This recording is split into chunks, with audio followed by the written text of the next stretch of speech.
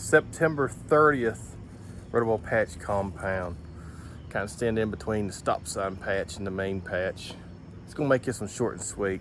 Not much to talk about. It's just what I'm doing at the moment. So hang tight. Boy, it sounded awfully sad. Let's try that again. It's gonna be a lot going on. Get real excited. Oh goodness. So yeah, I guess there was a lot going on. Hurricane Helene came through and she stomped me. she stomped me. Blew down a lot of wind fence and I got it back up. And it only has to be up for maybe a couple more weeks until we start going to our final way offs.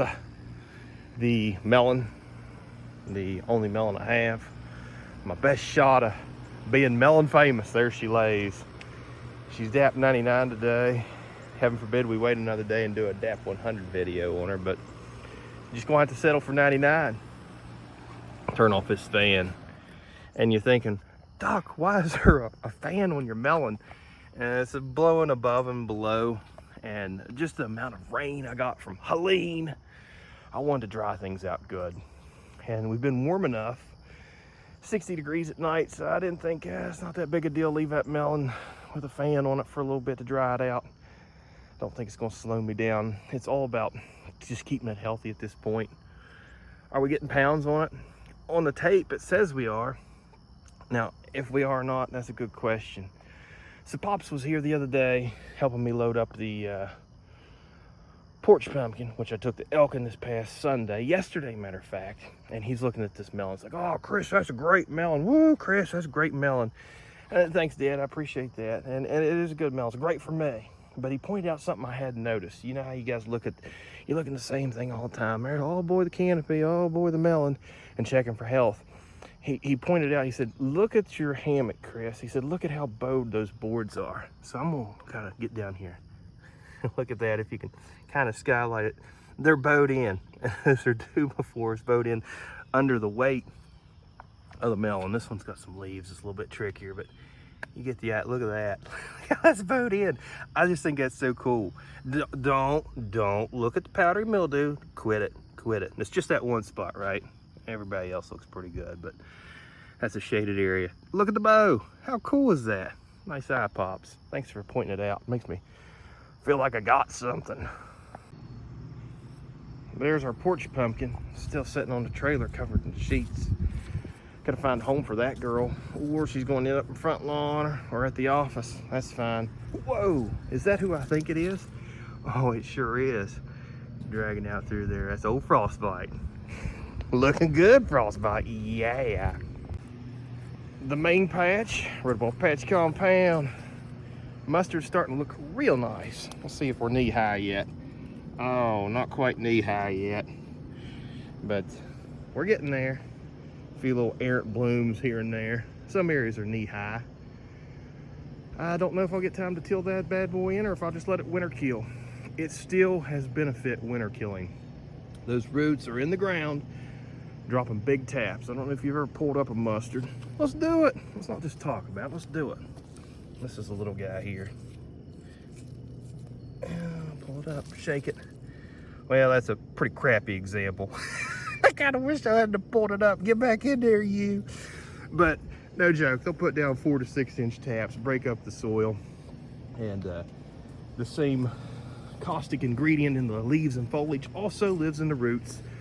And as it dies, it dissipates, and sure enough, it does provide some sort of a help. Shout out to Tom Trombley for first recognizing it and pointing me to it, and Doug Kismore. Oh, somebody else said something. I hate to not mention folks, but they said, yeah, Chris, whenever I have yellow jackets, that means I have aphids. And sure enough, I had aphids. They've calmed down. You don't see the yellow jackets like you once did, but they were in this area where there used to be leaves. And sure enough, aphids. Good call, fellas. That's so cool. I learned things, and I appreciate you people watching my video and being like, hey, Doc, yeah, it's just not there because they're there. There's a reason. All right, step back, the big picture. Helene took out all my wind fence, every bit of it. And just destroyed my foliage. Foliage wasn't great to begin with. It's extra not great now. Oh, mercy. I mean, just, no, I don't think Helene made that look like that, but obviously that's broken and just dangling there. That's Helene. Lots of stuff like that down through there. Good gravy. Looks like you put a big old dog down there that just danced around. It wasn't a dog, it was Helene. Structures got blown to crap, didn't hurt the pumpkin, and I put up new structures. I didn't have a brown one on the main structure, but it got so wet that my T-post tilted in under the pressure. The never flew off or broke or anything, but boy, is a saggy, baggy, miserable thing. And I fixed it 8 times that Friday with a hammer. And I knew that the next day what I'd do is I'd come out here and just build a whole new tunnel. And I do have a tunnel. I have the main vine that's split underneath, high and dry, looking good. Just Fan City under here. And we're pretty healthy. I'm happy with that. We're not even gonna stop and talk much about it. Fruit body itself, she's a tall girl. Stem's nice and good. Got that black mold. Mercy, do we have black mold everywhere, but I'm doing daily checks on that, and we look good. Let's see if I can walk around here real quick. I might have to turn you off so I don't explode.